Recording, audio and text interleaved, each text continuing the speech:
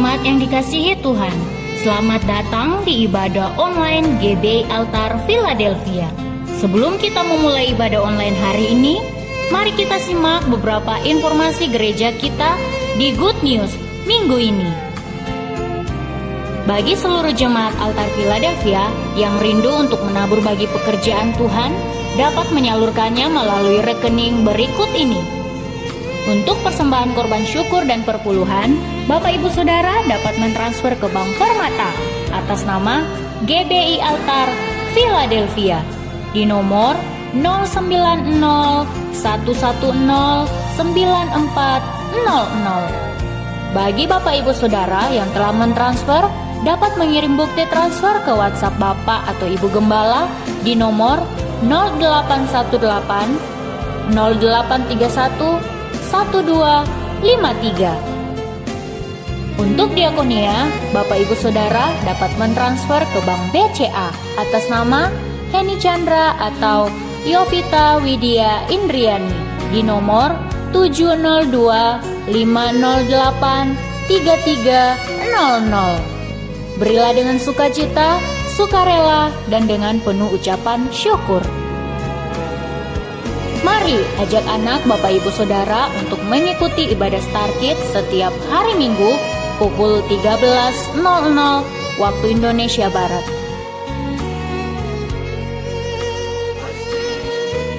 Juga ada ibadah Day Ignited setiap hari Minggu pukul 15.00 waktu Indonesia Barat. Serta ada ibadah umum untuk seluruh jemaat Altar Philadelphia yang dilaksanakan setiap hari Minggu pukul 10 pagi melalui YouTube channel masing-masing ibadah. Jangan lewatkan ibadah komsel setiap hari Jumat pukul 8 malam melalui aplikasi Zoom. GBI Altar Philadelphia's Prayer. Firman Tuhan berkata, apabila kamu berseru dan datang berdoa kepadaku, maka aku akan mendengarkan kamu. Mari Bapak Ibu Saudara, bersama-sama kita mengambil bagian untuk berdoa 1 jam per hari di rumah kita masing-masing. Untuk mendapatkan informasi selanjutnya, dapat Bapak Ibu Saudara lihat di official Instagram kita di @GBI_Altar_Philadelphia dan akun Facebook kita di GBI Altar Philadelphia Jakarta. Agar tidak ketinggalan informasi mengenai roti hidup, ulang tahun, caring prayer, dan lain sebagainya. Sekian Good News GBI Altar Philadelphia pada minggu ini. Stay healthy, stay home, and happy Sunday. Tuhan Yesus memberkati.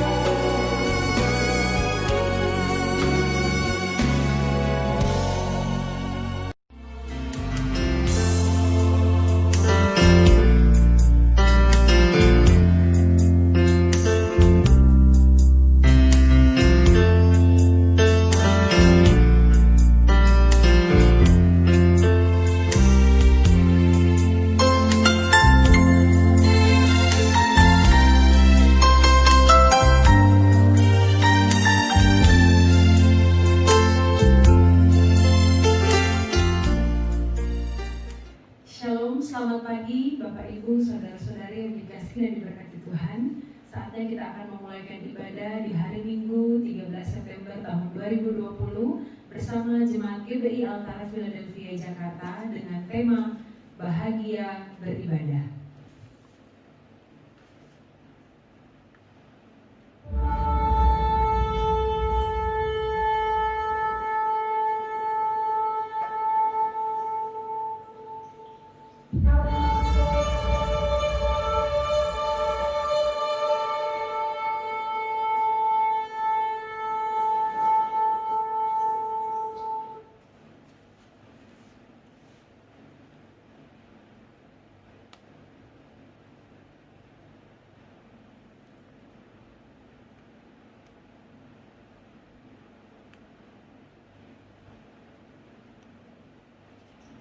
Marilah kita memuji dan memuliakan nama Tuhan dalam ibadah saat ini.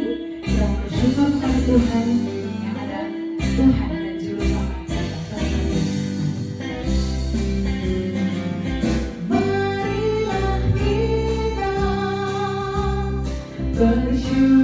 pada Tuhan, baiklah kita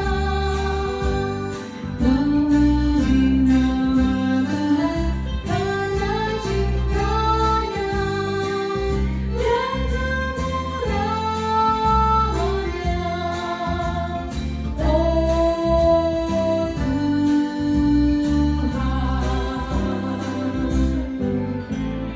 bernyanyilah dengan bersuka,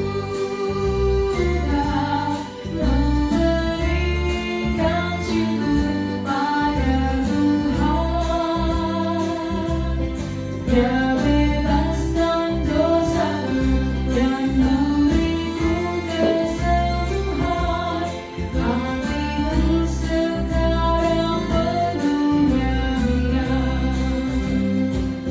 Marilah kita bersyukur pada Tuhan, baiklah kita memuji nama Tuhan karena ciptanya dan kemurahannya.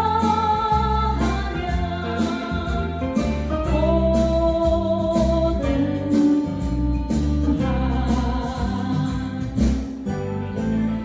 bernyanyilah dengan bersuka, memberikan syukur pada Tuhan.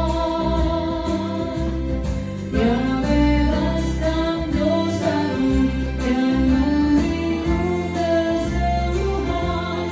Hatiku sekarang penuhnya Dia. Bapak Ibu, membuka ibadah pada pagi hari ini, kita akan satu dalam doa. Mari kita tunduk kepala dan kita berdoa. Allah Bapa yang kekal dalam kerajaan surga, luar biasa dan dahsyat kasih Tuhan dalam kehidupan kami. Sampai dengan hari ini kami sehat, kami ada, bagaimana kami ada, kami diberkati, kami bahagia bersama dengan orang-orang yang terkasih yang ada di sekitar kami. Saatnya Tuhan, di hari Minggu ini kami mau beribadah, memuji dan memuliakan nama Tuhan. Berkati ibadah ini dari awal hingga akhir, agar kami mendapatkan berkat. Hanya di dalam nama Tuhan Yesus kami mau buka ibadah kami. Amin. Dengan bersuka, memberikan syukur pada Tuhan. Dia bebaskan dosaku dan memberiku kesembuhan. Hatiku sekarang penuhnya Dia.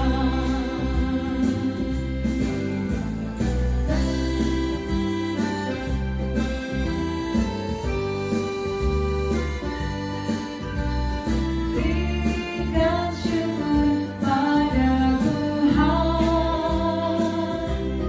Dia bebaskan dosaku dan memberiku kesembuhan. Hatiku sekarang penuhnya Dia. Hatiku sekarang penuhnya Dia. Hatiku sekarang penuhnya Dia. Beri kemuliaan buat Tuhan kita Yesus Kristus. Ya Bapak Ibu, pagi hari ini sebagai orang-orang yang berbahagia, kita akan menyampaikan bahwa kita adalah saksi-saksi Kristus yang hidup di tengah dunia yang kejam ini. Tetapi kita akan menghasilkan buah yang adalah kasih, damai sejahtera, sukacita. Kita akan kabarkan itu dimanapun kita pergi dan berada.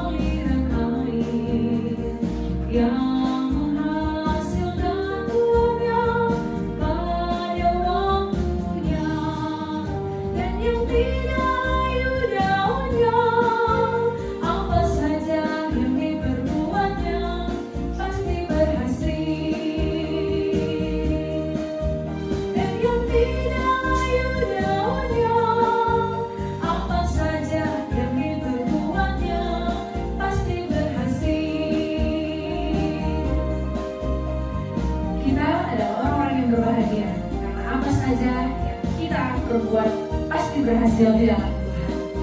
Amin saudara-saudara. Maka dari itu mulai sekarang dan seterusnya kita harus bergantung sepenuhnya kepada Tuhan kita Yesus Kristus. Apa saja yang diperbuatnya pasti berhasil.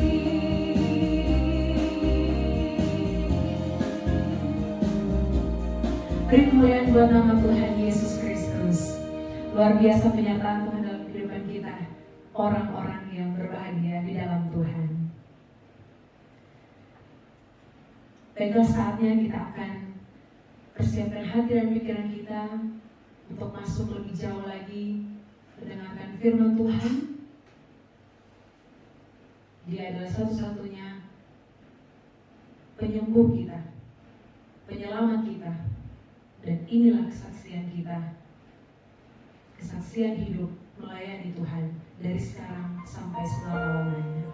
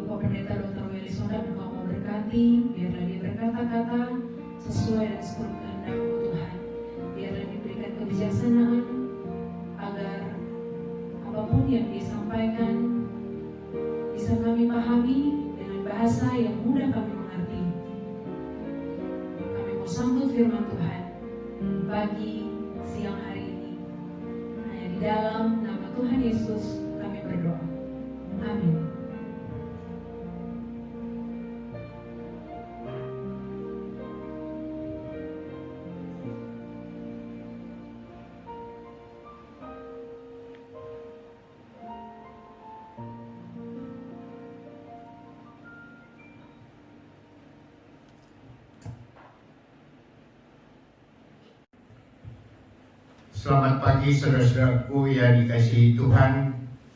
Pagi hari ini saya bersukacita karena diberi kesempatan oleh Bapak Gembala untuk menyampaikan kebenaran firman Tuhan. Tema yang akan kita sampaikan pada hari ini adalah bahagia beribadah. Kita tahu bahagia itu manakala pelanggaran kita diampuni. Mazmur 32 ayat yang pertama, nyanyian pengajaran dari Daud, berbahagialah orang yang diampuni pelanggarannya, yang dosanya ditutupi. Ini juga dikutip di dalam surat Roma pasal 4 ayat yang ke-7. Siapa yang disebut berbahagia? Maka di dalam Lukas 11 ayat 27 sampai ayat yang ke-28, ayat yang ke-7, ketika Yesus masih berbicara, berserulah seorang perempuan dari antara orang banyak dan berkata kepadanya, berbahagialah ibu yang telah mengandung engkau dan susu yang telah menyusui engkau. Ayat ke-28, tetapi ia berkata, yang berbahagia ialah mereka yang mendengarkan firman Allah dan yang memeliharanya. Kalau kita lihat di dalam ayat ini, maka sebagai manusia, kalau dikatakan yang berbahagia ibu yang telah mengandung, mestinya Tuhan Yesus berbahagia. Tetapi ternyata di sini kita melihat dia membandingkan antara berbahagia karena ibu telah mengandung, memberi susu, memelihara dia, tetapi tidak sebahagia dibandingkan kalau murid-murid Tuhan, orang-orang percaya, mendengarkan firman Allah dan memeliharanya. Memelihara firman Allah itu berarti kita perlu membaca, kita perlu merenungkan, dan terlebih melakukannya di dalam kehidupan kita. Jadi di sini firman Tuhan seperti ditulis di dalam 2 Timotius 3 ayat 16, firman Tuhan adalah semua tulisan yang berasal dari Allah untuk mengajar dan menasihati kita. Jadi firman Tuhan ini adalah firman Tuhan yang benar-benar datang daripada Allah, merupakan petunjuk guidance hidup kita. Nah, kalau kita lihat secara dunia, orang yang berbahagia itu biasanya dikatakan kalau dia menyadari bahwa anak-anaknya telah tumbuh berubah menjadi orang-orang yang baik, to be good people. Nah, dari bahasa menjadi good people atau menjadi orang yang baik, tentunya menjadi baik bagi seseorang, orang awam, menyebutnya sebagai orang baik. Tetapi kita yang beriman mestinya bukan menjadi yang baik, tetapi menjadi benar. Menjadi benar artinya hidup sesuai dengan yang Tuhan mau, berarti seturut dengan firman Tuhan. Orang dunia maunya sukses, memiliki kedudukan, memiliki harta, kekayaan, dan lain sebagainya. Dan kalau memiliki harta yang banyak, biasanya pendidikan yang tinggi, kita sebagai orang dunia merasa, oh ini adalah sukses. Tetapi kebahagiaan seseorang tidak bisa diukur hanya karena memiliki kedudukan yang tinggi. Nah, begitu juga kita melihat, kalau kita doa kita dikabulkan ketika kita ada masalah, kita tidak boleh mengukur kebahagiaan hanya karena doa kita dikabulkan Tuhan. Doa kita dikabulkan Tuhan, misalnya kita sedang sakit, didoakan lalu sembuh. Ketika miskin, didoakan jadi kaya. Bahkan ada yang menggunakan doa Yabes sehingga kekayaannya seakan-akan meningkat luar biasa. ketika didoakan lalu memperoleh jabatan tinggi.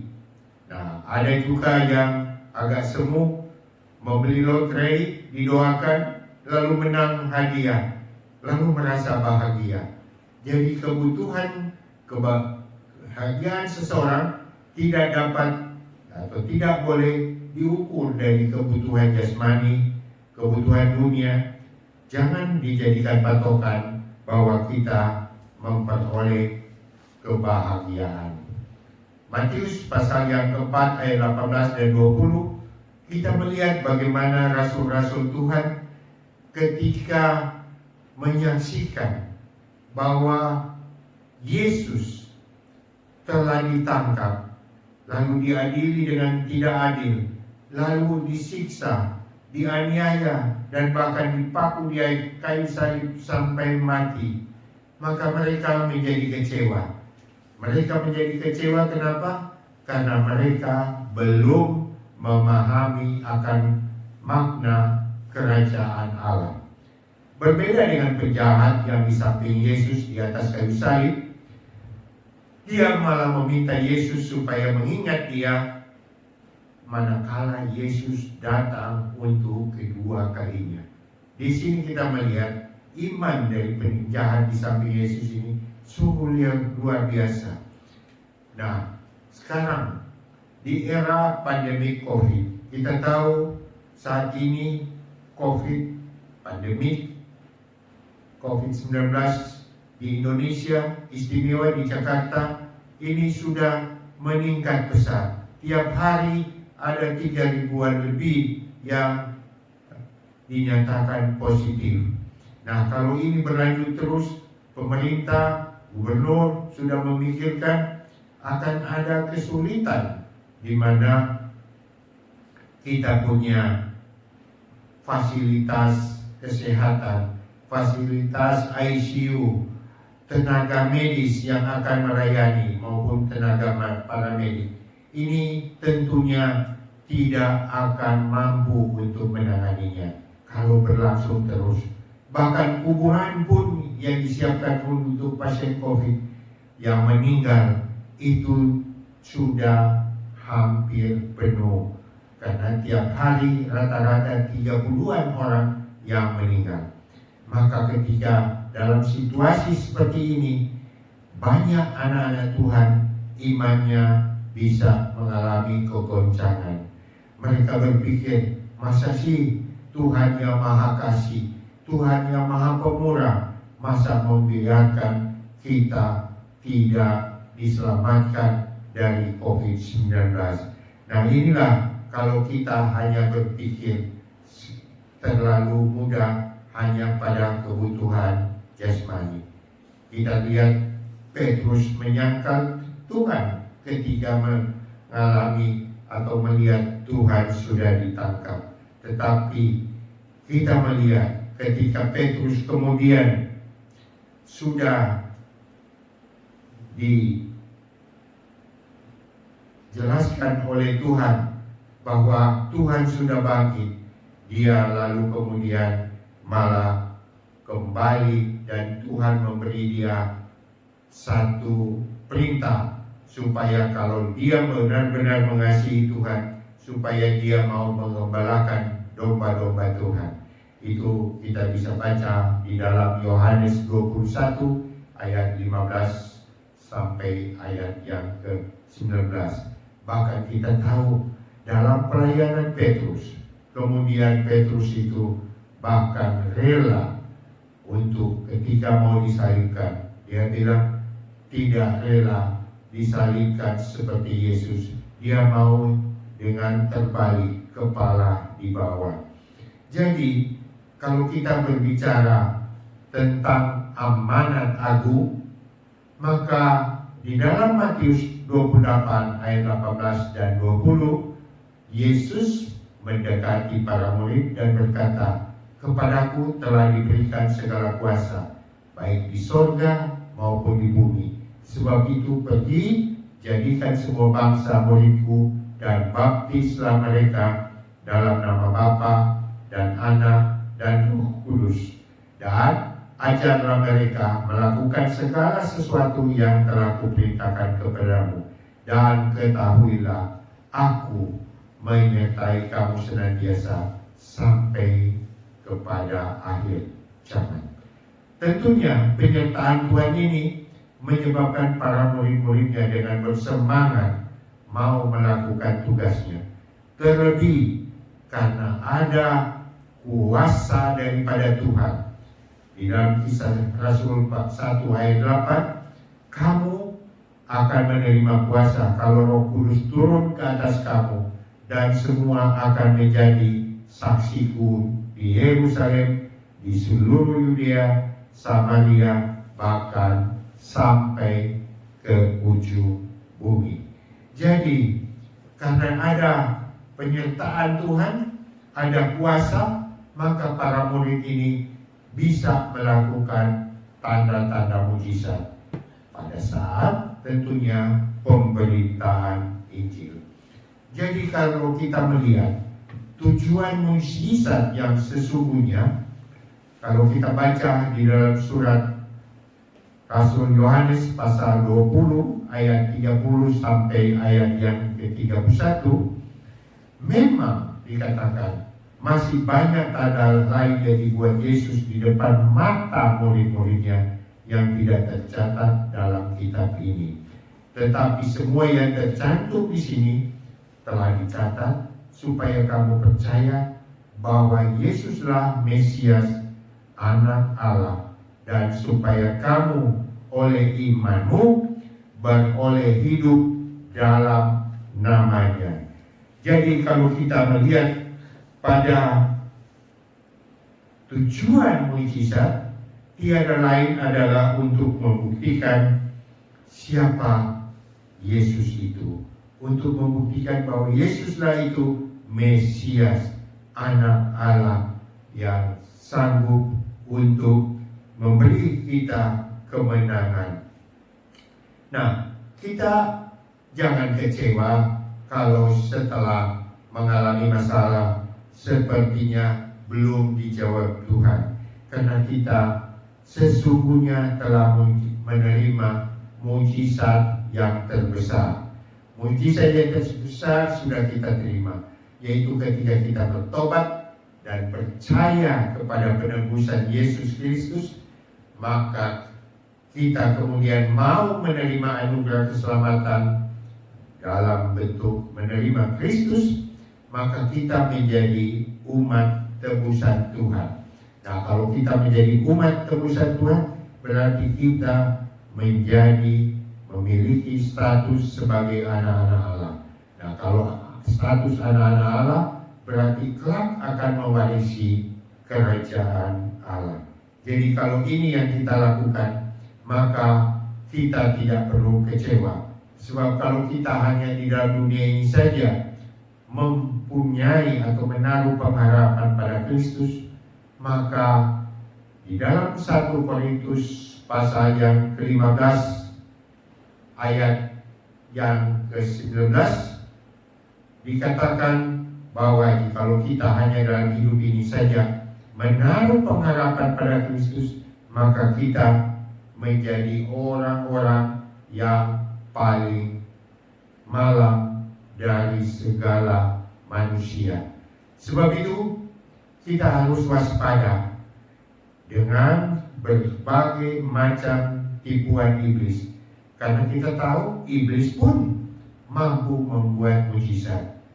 Di dalam 2 Tesalonika 2 ayat yang ke-9 dan ayat yang ke-10 dikatakan bahwa kedatangan si pendurhaka itu adalah pekerjaan iblis, dan pekerjaan iblis ini juga akan disertai dengan rupa-rupa perbuatan ajaib, tanda-tanda dan mujizat-mujizat palsu, dan dengan rupa-rupa tipu daya yang jahat terhadap orang-orang yang harus binasa, karena mereka tidak menerima dan mengasihi kebenaran yang dapat menyelamatkan mereka.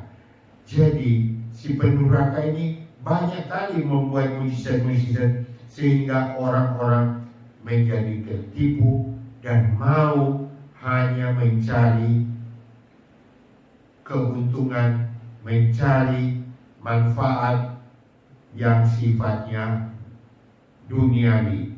Kita masih ingat kan ketika Yesus juga setelah berpuasa lalu dibawa oleh si iblis untuk dicobai, maka kita melihat bahwa iblis itu mencoba untuk membuat supaya Yesus itu mementingkan kebutuhan fisik, kebutuhan jasmani dibandingkan dengan kebutuhan spiritual. Sebab itu kita harus tetap waspada, ya.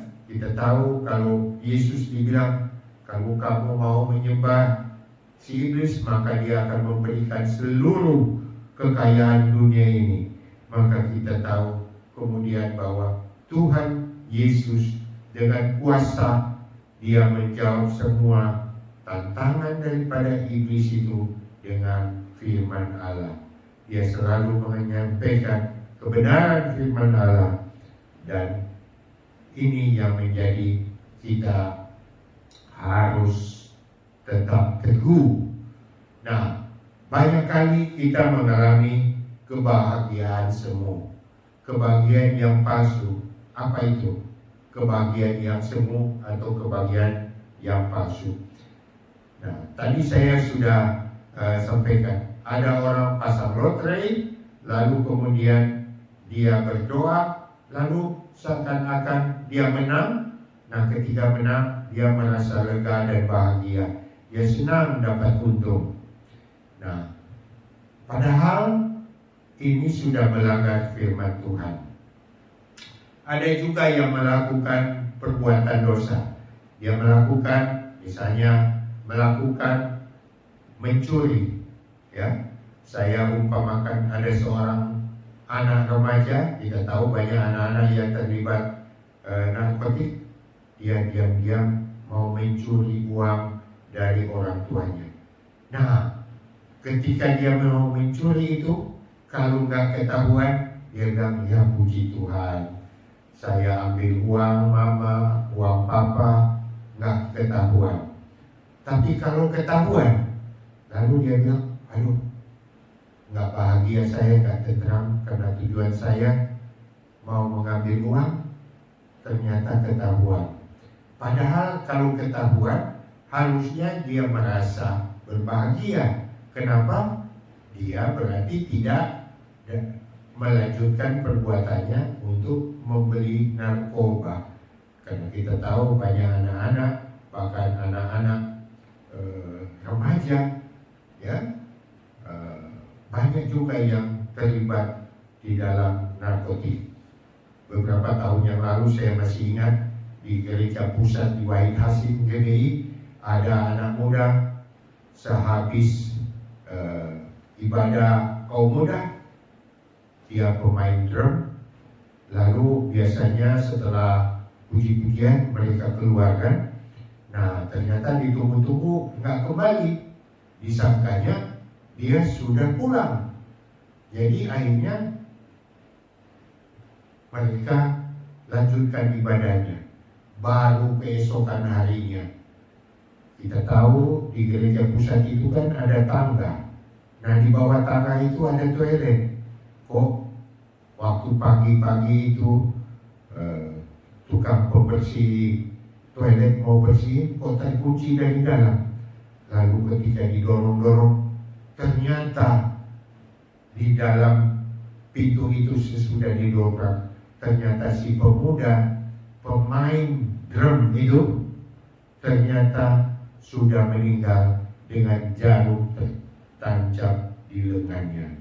Jadi kita harus waspada dalam kondisi yang sulit. Banyak orang-orang bisa melakukan hal-hal yang tidak berkenan. Sebab itu Matius 6 ayat yang ke-33 berkata, carilah terlebih dahulu kerajaan Allah dan kebenarannya, maka semuanya itu akan ditambahkan kepadamu. Jadi kebahagiaan yang sejati kalau kita turuti firman Tuhan, apa yang Tuhan mau, maka pasti kebutuhan kita akan Tuhan berikan. Kita nggak perlu menjadi ketakutan, ya. Nah, jadi itulah yang saya katakan kebahagiaan yang semu. Nah, jadi kalau kebahagiaan yang semu ini, kalau cepat ketahuan, cepat ditegur, maka ada jalan untuk diselamatkan. Nah, ada juga saya ambil contoh yang dilakukan yang disebut dengan kebahagiaan yang sejati. Jadi ada yang palsu, ada yang sejati. Yang sejati, kita coba lihat apa yang terjadi dengan Bapak Abraham. Kita tahu Bapak Abraham telah menunggu begitu lama supaya dikaruniakan anaknya. Nah, kemudian sesuai dengan janji Allah, dia terpenuhi kebutuhannya. Ya, walaupun awalnya dia diberi kesempatan oleh Sarah, istrinya, untuk mengambil Hajar dan akhirnya melahirkan Ismail. Awalnya berbahagia, tapi kita tahu kemudian kan tidak berbahagia. Tapi ketika dia memperoleh Ishak, ketika Sarah sudah lanjut usia, Abraham juga sudah lanjut usia, maka kita melihat apakah mereka berbahagia? Ya, tentunya berbahagia juga. Tetapi kebahagiaan ini tentunya tidak setinggi dengan kebahagiaan manakala ketika Abraham itu disuruh oleh Tuhan supaya membawa Ishak, anaknya satu-satunya itu, anak yang dijanjikan oleh Allah itu, dibawa ke Bukit Mulia untuk dipersembahkan kepada Tuhan. Nah, ketika pergi, kita tahu Ishak berjalan pergi, lalu setelah sampai di sana, waktu mau mendekati naik bukit, bujangnya ditinggalkan, lalu hanya Abraham dan Ishak. Mereka naik ke atas Gunung Mulia. Nah, ketika sampai di atas Gunung Mulia, Ishak bertanya kepada Abraham, "Bapak, di mana kurban kambing domba yang mau dikurbankan?" Maka Abraham dengan iman berkata, "Tuhan akan menyediakan." Nah, ketika kemudian kita tahu, kemudian Ishak diikat lalu mau disembelih, lalu Tuhan bilang, "Hei Abraham, jangan kau lakukan itu. Ketaatanmu sudah Allah ketahui." Maka ketika Abraham taat, bahkan kemudian dia disebut sebagai bapa orang beriman karena imannya sudah teruji, maka kita melihat betapa bahagianya Abraham. Jadi di sini kita melihat Abraham menikmati kebahagiaan yang sejati bukan ketika janji Allah itu terpenuhi, tetapi dia memperoleh kebahagiaan yang sejati ketika dia tetap taat kepada kehendak Tuhan. Jadi ini yang perlu kita ketahui. Jadi kalau orang beriman tentunya taat akan seluruh perintah Tuhan. Taat akan seluruh perintah Tuhan tanpa kecuali. Jadi tidak ada kata, misalnya dalam keadaan COVID, pendapatan berkurang, lalu kita bilang, kita nggak cukup untuk biaya hidup, jadi kita tidak menyisihkan lagi persepuluhan, kita tidak menyisihkan lagi persembahan, kita meninggalkan pelayanan. Maka ini tidak boleh, karena sebagai orang beriman kita harus tetap taat akan seluruh perintah Tuhan tanpa kecuali. Makanya kalau kita melihat Bapak Gembala kita yang berada di Singapura, walaupun dalam kondisi yang sakit, dalam kondisi yang masih dalam pemulihan, tapi beliau tetap mau taat untuk melakukan, memberi pelayanan kepada jemaat yang digembalakannya. Beliau tidak putus-putusnya berdoa untuk kita, dan bahkan beliau begitu terbeban ketika menyaksikan atau mendengar ada jemaat kita yang harus dirawat di rumah sakit karena COVID-19. Ada yang sedang berdiam di rumah untuk isolasi. Ada yang bahkan sudah wafat. Maka hati seorang gembala begitu berempati, dan beliau itu begitu taat untuk selalu mau berdoa, mau menguatkan iman kepada kita, anggota jemaat GBI Altar Philadelphia. Inilah prinsip kita. Jadi prinsip kita sebagai orang beriman, Tuhan bilang lebih berkat memberi daripada menerima, lebih berkat melayani daripada dilayani. Kita tahu dari 10 orang kusta yang disembuhkan Tuhan, ternyata hanya seorang yang kembali kepada Tuhan untuk berterima kasih. Jadi ketika diberi kesembuhan, ternyata mereka tidak memperoleh, tidak melakukan ketaatan untuk beriman, berterima kasih kepada Tuhan.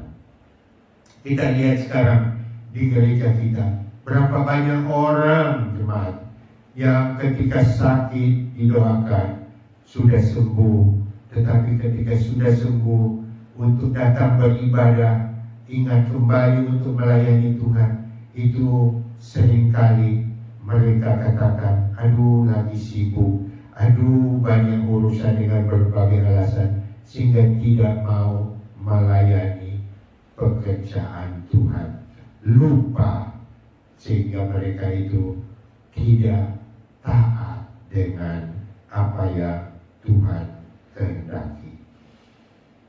Nah, Rasul Paulus memberi contoh di dalam Filipi pasal yang pertama ayat 21 sampai 24. Karena bagiku hidup adalah Kristus dan mati adalah keuntungan. Tetapi jika aku harus hidup di dunia ini, itu berarti bagiku bekerja memberi buah. Jadi mana yang harus kupilih? Aku tidak tahu. Aku didesak dari dua pihak. Aku ingin pergi dan diam bersama dengan Kristus. Itu memang jauh lebih baik. Tetapi lebih perlu untuk tinggal di dunia ini karena kamu. Surat Rasul Paulus ini ditujukan kepada jemaat di Filipi yang dia gembalakan. Dia bilang, aduh rasanya berat menanggung penderitaan, dan rasanya kalau aku mati tentunya sudah disediakan mahkota. Aku ingin pergi karena di sanalah tujuan hidup kita pada akhirnya. Tetapi kalau toh masih harus hidup di dunia ini, itu berarti bagiku, bagi Rasul Paul, bagi kita kesempatan untuk memberi buah. Dan ini yang harus kita aminkan, bahwa kalau Tuhan masih memberi hidup kita, masih memberi nafas bagi kita, masih memberi kesehatan bagi kita, masih memberi kekuatan, masih memberi talenta, masih memberi karunia kepada kita masing-masing, maka itu kita harus gunakan. Karena ada satu saat kelak kita tidak memiliki kesempatan lagi untuk melayani Tuhan. Waktu begitu singkat. Sebab itu tujuan hidup orang beriman kita aminkan adalah surgawi, sehingga mati adalah keuntungan. Tetapi kalau masih tetap harus hidup dalam dunia ini, berarti harus bekerja, menghasilkan buah, menghasilkan apa yang Tuhan inginkan untuk kita lakukan. Ya, dan pada akhirnya kalau sudah tiba waktunya, Ibrani 4 ayat 10 sampai 11 berkata, sebab barang siapa telah masuk ke tempat perhentiannya, ia sendiri telah berhenti dari segala pekerjaannya, sama seperti Allah berhenti dari pekerjaannya. Berarti sudah finish, sudah selesai di dalam pertandingan kita di dalam dunia ini. Sebab itu, baiklah kita berusaha untuk masuk ke dalam perhentian itu, supaya jangan seorang pun jatuh karena mengikuti contoh ketidakhati-hatian itu juga. Jadi tujuan akhir kita menyelesaikan pertandingan di dunia ini, supaya kita satu saat kelak dipanggil Tuhan, kita tidak merasa minder, tidak merasa kecewa, karena kita sudah melakukan yang terbaik apa yang Tuhan inginkan untuk kita lakukan. Nah, berikut, kalau kita berbahagia, kita harus melakukan ibadah yang sejati. Di dalam Roma pasal 12 ayat 1 dan 2, ibadah yang sejati itu dikatakan, ayat yang pertama, karena itu saudara-saudara, demi kemurahan Allah aku menasihatkan kamu, supaya kamu mempersembahkan tubuhmu sebagai persembahan yang hidup, yang kudus, yang berkenan kepada Allah. Itu adalah ibadahmu yang sejati. Jadi sebagai persembahan yang hidup, yang kudus, dan yang berkenan kepada Allah. Jadi hidup kita ini harus hidup yang kudus. Yang kudus artinya yang berkenan apa yang Tuhan mau untuk kita lakukan. Berarti kita harus turuti sesuai dengan firman Tuhan. Dan ayat yang kedua berkata, supaya janganlah kamu serupa dengan dunia ini, tetapi berubahlah menjadi oleh pembaruan budimu, sehingga kamu dapat membedakan manakah kehendak Allah. Kehendak Allah apa yang baik, yang berkenan kepada Allah, dan yang sempurna. Jadi yang sempurna itu berarti harus berkenan kepada Allah. Berkenan kepada Allah berarti harus sesuai dengan firman Tuhan. Kalau tidak sesuai dengan firman Tuhan, berarti tidak berkenan kepada Allah. Nah, kalau berkenan kepada Allah, pastilah baik. Ya, pastilah baik. Sebab itu merupakan kekuatan bagi kita supaya kita hidup sebagaimana yang Tuhan inginkan. Dan di dalam Yohanes 14 ayat 15 dan 17, seorang yang mengasihi Tuhan dikatakan, jikalau kamu mengasihi aku, maka kamu akan menuruti segala perintahku. Lalu aku akan meminta kepada Bapa, dan Ia akan memberikan kepadamu seorang penolong yang lain, supaya Ia menyertai kamu selama-lamanya. Siapa penolong itu? Yaitu Roh kebenaran. Dan dunia tidak dapat menerima Dia, sebab dunia tidak melihat Dia dan tidak mengenal Dia. Tetapi kamu, saya, mengenal Roh Allah itu, sebab Ia menyertai kami, menyertai saudara sekalian, dan akan diam di dalam diri kita masing-masing. Tinggal apakah kita memiliki kepekaan kepada Allah, sehingga kita mau menuruti tuntunan Roh Allah, atau kita mau menyimpang dari apa yang Dia inginkan untuk kita lakukan. Terakhir, kita harus perlu memahami bahwa kasih Allah itu tidak terukur. Kasih Allah itu tidak terbatas, unconditional, tidak tergantung kepada apakah kita berbuat A dan B dan C baru Dia mengasihi kita. Dia mengasihi kita. Ya, Efesus 3 ayat 18 dan 19.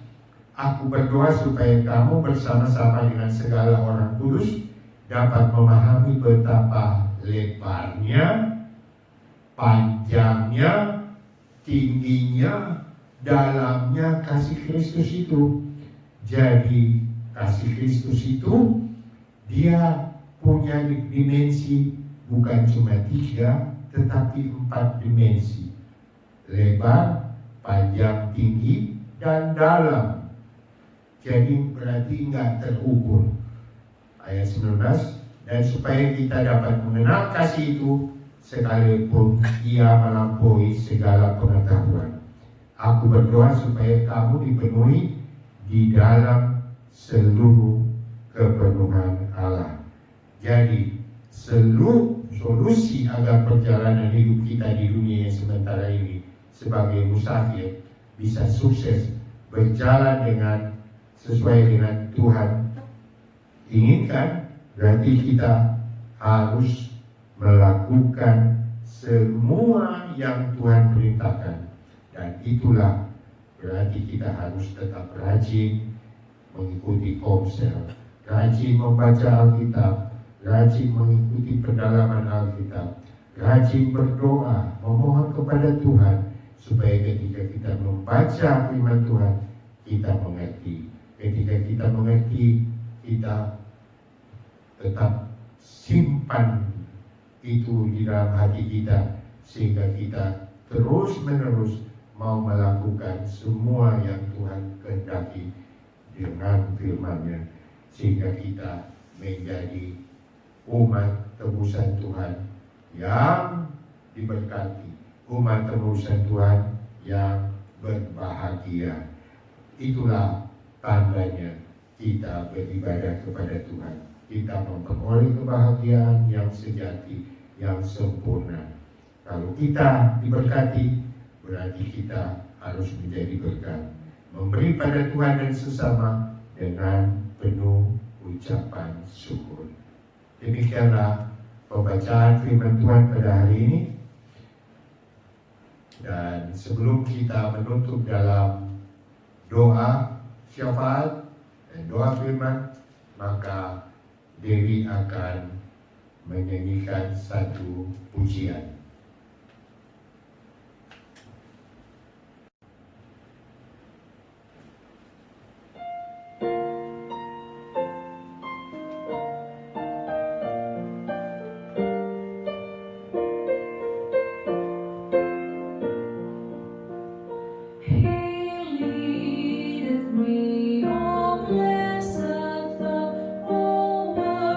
With heavenly comfort from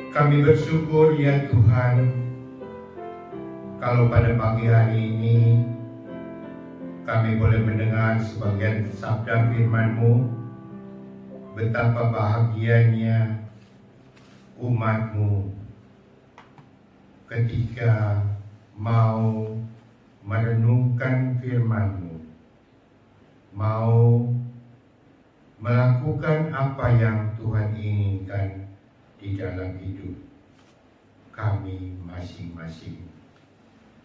Dan ketika kami melakukan apa yang Tuhan inginkan, maka itulah bukti ibadah kami kepadamu. Engkau mengingatkan kami bahwa kebutuhan kami bukan hanya kebutuhan duniawi saja, tetapi yang terlebih adalah kebutuhan spiritual, kebutuhan rohani kami, supaya manakala kelak kami akan berjumpa dengan Engkau, kami telah setia, kami telah taat melakukan apa yang Tuhan inginkan untuk kami lakukan, sehingga kami semua boleh disebut orang-orang yang beriman, orang-orang yang berbahagia, yang sejati. Kebahagiaan bukan saja karena kami memperoleh jawaban dari doa-doa kami untuk boleh melangsungkan hidup kami di dalam dunia ini, tetapi terlebih ya Tuhan, kami bersyukur karena kami telah menerima mujizat terbesar, yaitu menjadi anak-anak umat tebusan-Mu, sehingga kami boleh mewarisi kerajaan Allah. Terima kasih ya Tuhan untuk berkat firman-Mu yang sudah kami terima pada pagi hari ini. Selanjutnya ya Tuhan, kami mau berdoa untuk bangsa dan negeri kami. Kami tahu ya Tuhan bahwa pandemi COVID yang telah mengancam negeri kami boleh terjadi, semuanya tidak lepas daripada sepengetahuan Tuhan.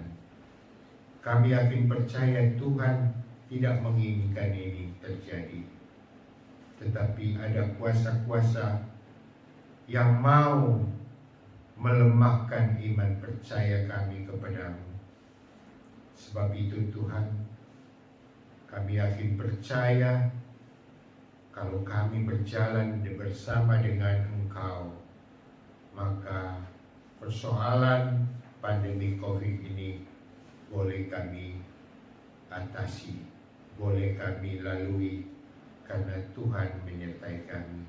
Sebab itu Tuhan, kami secara khusus berdoa untuk pemimpin negeri kami, Bapak Presiden, Wakil Presiden, para Menko, para Menteri, para Gubernur, para Wali Kota, aparat Polri, aparat TNI, semua yang terlibat gugus tugas COVID-19, biarlah Tuhan Engkau berikan hikmat-Mu sehingga mereka dapat menyelesaikan permasalahan yang kami hadapi pada saat ini.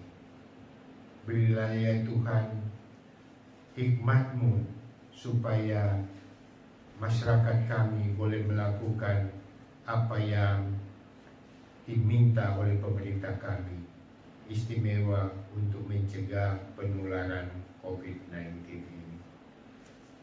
Ya Tuhan, kami juga ingat untuk pencobaan vaksin yang sedang dijalankan di Bandung. Ya Tuhan, kami mohon kiranya pekerjaan ini boleh berhasil, sehingga pada waktunya nanti, pada awal Januari, kami boleh memperoleh vaksinasi yang tepat, sehingga ya Tuhan kami boleh terhindar dari COVID-19 ini, sehingga sukacita kami ya Tuhan, kami juga boleh beribadah bersama-sama di tempat di gereja kami masing-masing. Kami rindu akan hal ini ya Tuhan. Kami juga ingat akan saudara-saudara kami, ada yang masih berada di rumah sakit. Tuhan kiranya mau menolong mereka. Tuhan berkati para perawat, para dokter, tenaga medis yang melayani mereka. Beri mereka ya Tuhan hikmat-Mu, sehingga mereka dapat melayani dengan baik, sehingga semua yang ada di rumah sakit, jemaat-Mu, umat tebusan-Mu, boleh memperoleh kesembuhan yang sempurna yang datang daripada Tuhan sendiri. Begitu juga ya Tuhan, keluarga yang ada di rumah yang sedang menjalani isolasi mandiri, Tuhan juga kiranya menolong mereka. Bagi keluarga yang sudah ditinggalkan, kiranya Tuhan juga mau memberi penghiburan. Terima kasih Tuhan untuk anak-anak-Mu yang kekurangan pekerjaan, kiranya Tuhan mau buka jalan sehingga mereka dapat memperoleh pekerjaan yang layak di tengah-tengah kesulitan ini. Begitu juga anak-anak kami yang masih di sekolah, yang harus belajar online. Betapa sukarnya kami memperhatikan ya Tuhan. Kiranya Engkau beri hikmat kepada anak-anak kami, supaya mereka Tuhan dapat belajar dengan baik dan berhasil. Terima kasih ya Tuhan, terima kasih Yesus. Untuk jemaat-Mu yang berbulan tahun, Tuhan juga kiranya mau menolong mereka. Tuhan mau pimpin mereka sebagaimana Tuhan sudah tolong pada tahun-tahun yang lampau. Biarlah mereka dapat menikmati umur panjang dan kesehatan dan kebahagiaan daripada Tuhan sendiri. Terima kasih Tuhan. Kami juga ingat tak henti-hentinya untuk hamba-Mu Bapak Pendeta Titus Hagai Handoyo yang saat ini tidak bersama dengan kami, sedang dalam pemulihan di Singapura. Tuhan kiranya mau menolong dia dengan obat-obat yang dia konsumsi, biarlah dia boleh memperoleh kesembuhan yang sempurna. Dan pada waktunya Tuhan, dia boleh kembali ke Indonesia dan boleh melayani di jemaat kami maupun dimanapun Engkau kehendaki. Juga keluarga besarnya Tuhan pelihara, Ibu Eli, juga anak-anak, cucu menantu, Tuhan juga kiranya mau menolong mereka. Terima kasih Tuhan, terima kasih Yesus. Sekarang jemaatku, umat tebusanku, mari terimalah berkat dan anugerah daripada Allah Bapa, kasih sayangnya Tuhan kita Yesus Kristus, persekutuan Allah Roh Kudus kiranya menyertai saudara sekalian, mulai saat ini sampai Maranatha. Yesus datang kembali di awan-awan menjemput kita sebagai gerejanya. Terima kasih Tuhan. Terima kasih.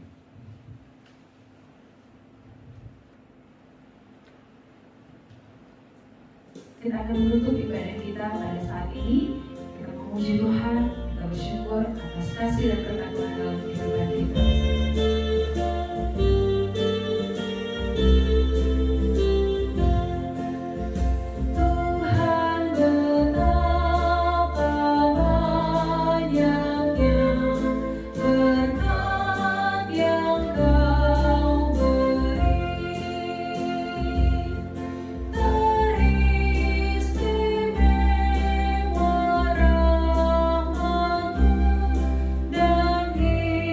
Hidup